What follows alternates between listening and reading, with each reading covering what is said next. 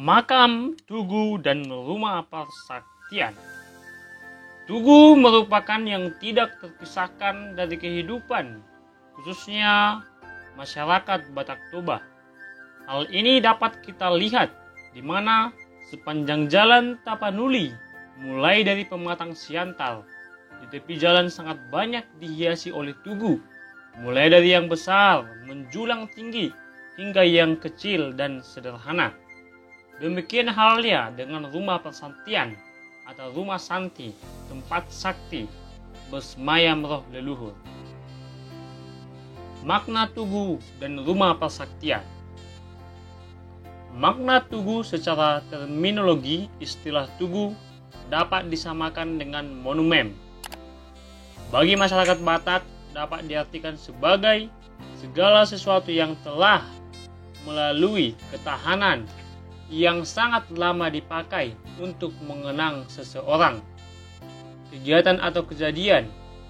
Seseorang itu ialah kakek moyang bersama dari satu marga induk atau satu cabang marga atau satu turunan dari satu kakek atau nenek moyang. Dalam hal ini Sa Ompu. Pembangunan tugu di kalangan orang Batak adalah berupa suatu kerangka yang berkaitan dengan adat Batak dan merupakan peringatan atau penghormatan bagi nenek moyang atau seorang motivasi raja.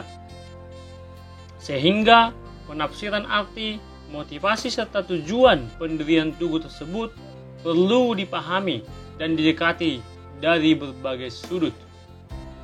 Dalam budaya masyarakat Batak sebenarnya tidak mengenal tugu. Artinya, tugu tidak merupakan bagian yang hakiki dari kebudayaan Batak. Kata tugu juga bukan bagian dari istilah yang kita dapati dalam bahasa Batak. Oleh sebab itu, dalam kamus bahasa Batak tidak ditemukan kata tugu, maupun dalam Bibel bahasa Batak sama sekali tidak tercantum kata tugu. Yang ditemukan dalam Alkitab berbahasa Batak ialah kata batu partinandaan, pungu-pungu partinandaan, partinandaan sian batu, tambak partinandaan di atas tanaman. Masyarakat Batak mengenal kuburan tua yang ditinggikan yang disebut batu napir. Batu napir merupakan tempat mayat atau berupa tulang belulang. Dapat berupa simbolis tanah.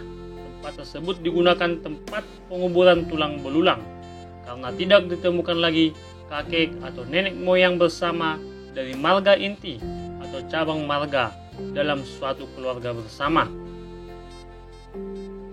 Oleh sebab itu, tugu bermakna sebagai lambang atau simbol persatuan dan kesatuan serta kebersamaan dari masyarakat yang semarga, baik kelompok satu marga induk atau kakek moyang bersama satu marga atau satu cabang marga dari keturunan satu bapak leluhur.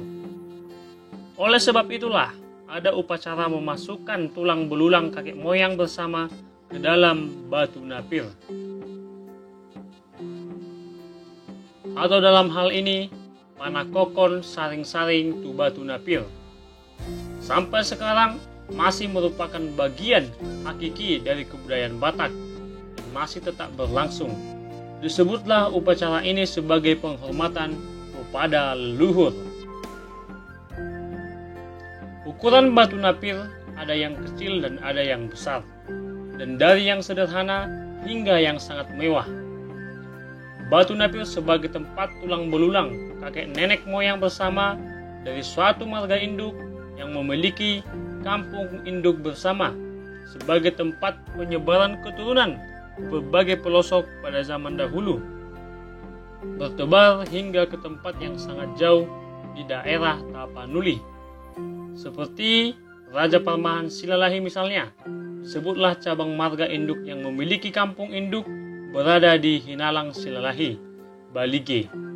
Ada juga istilah tugu yang berukuran kecil sebagai tempat tulang belulang dari satu ranting marga yang melepaskan diri dari cabang marga induk, disebutlah kakek bersama dari ranting marga yaitu Sa Ompu.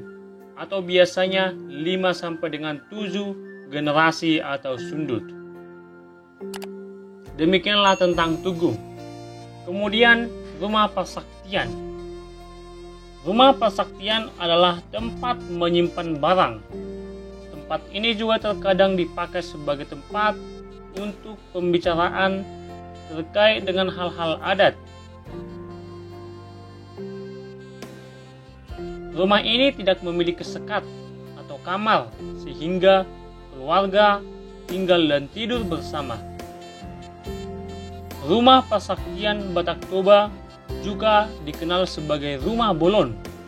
Bagi masyarakat suku Batak, rumah ini tampak seperti seekor kerbau yang sedang berdiri. Pembangunan rumah adat suku Batak Toba ini dilakukan secara gotong royong oleh masyarakat Batak. Rumah persaktian berbentuk seperti rumah panggung yang disanggah oleh beberapa tiang penyangga. Tiang penyangga rumah ini biasanya terbuat dari kayu. Rumah persaktian mempunyai bahan dasar dari kayu dan menurut kepercayaan masyarakat Batak, rumah ini terbagi dalam 3 bagian yang mencerminkan dunia atau dimensi yang berbeda-beda. Bagian pertama yaitu atap rumah yang diyakini mencerminkan dunia para dewa. Bagian kedua, lantai rumah yang diyakini mencerminkan dunia manusia. Dan bagian ketiga adalah bagian bawah rumah yang mencerminkan dunia kematian.